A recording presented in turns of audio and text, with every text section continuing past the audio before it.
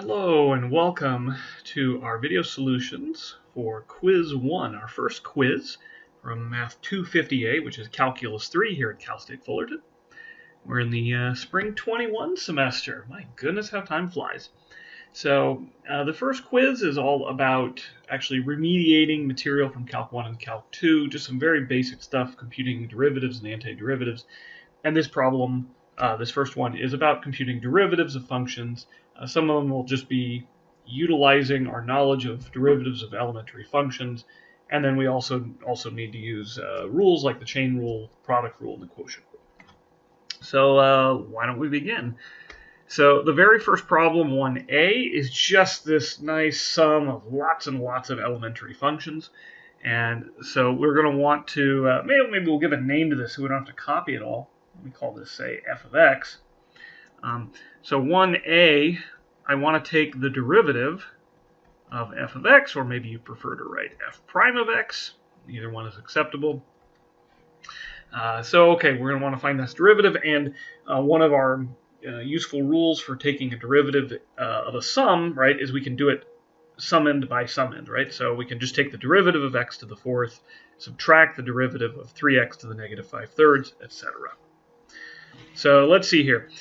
X to the fourth, well, let's copy some rules down. We know that if you have x to the n, and you want to take that derivative, you get nx to the n minus 1. So in this case, the derivative of x to the fourth will be 4x cubed. All right, so we've handled that. Now, let's see here. Well, this next one almost follows the exact same rule. The only thing is there's a 3 in the front.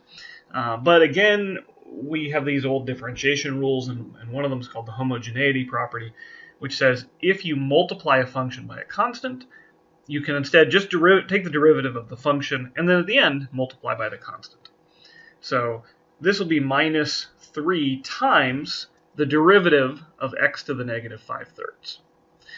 Okay, so the derivative of x to the negative 5/3, we use the same rule. This will be negative 5/3 x raised to the, well, we have to subtract 1 from negative 5/3. And as you may remember from Calc 1 and Calc 2, adding and subtracting 1 from a fraction is ubiquitous and also for some reason very challenging. So you got to practice adding and subtracting 1. So in this case, when we subtract 1 from negative 5/3, we get negative 8/3. Okay. And maybe in another line, right, we would want to simplify this. We notice, hey, you have a negative 3 and a negative 5/3. When you multiply those, you end up with plus 5x to the negative 8/3. Okay. What comes next? So next we have a natural logarithm. So we know that the derivative of the natural log is 1 over x. Now here we've composed it with another function, 3x plus 4, which means we have to use the chain rule. So we'll get 1 over, well, whatever it's composed with, in this case 3x plus 4, multiplied by the derivative of 3x plus 4. So we multiply by 3. Okay, next we have an exponential. Again, it's composed with something, but let's go back and recall if you have e to the x, the derivative is, well, that's the really easy one. It's just itself e to the x. So we get plus, okay, again, there's this 5, which we can just copy.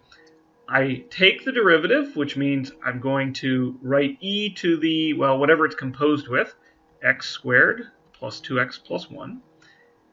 But I'm composing with a function, so I have to use the chain rule. So I multiply by the derivative of this exponent. So the derivative will be 2x, again using this property, plus 2.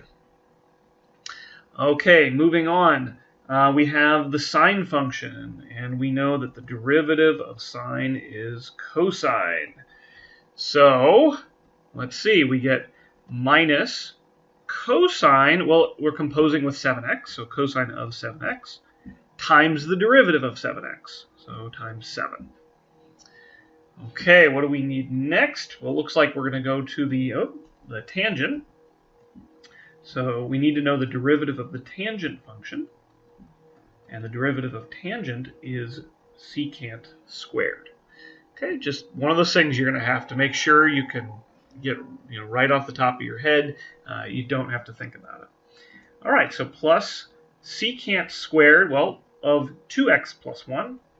Again, we've composed, so we have to use the chain rule and multiply by 2. All right, so we've handled this one, the sine, this tangent, and finally we have an arctangent.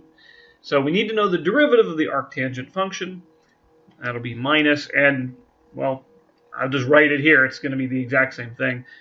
Derivative of arctan, this is one of the most important ones to know, is 1 over 1 plus x squared. All right, so that is the derivative for this first rather long function.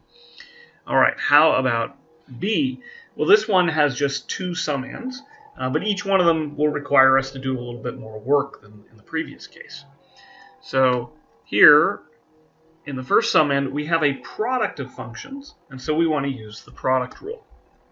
So recall that the product rule says if you have 2 functions, f and g, and you take the derivative, this will be f times the derivative of g plus the derivative of f times g. Okay, so sometimes I like to write it in the following way. I write my f, I write my g, below it I write f prime and g prime, and then I draw this little x.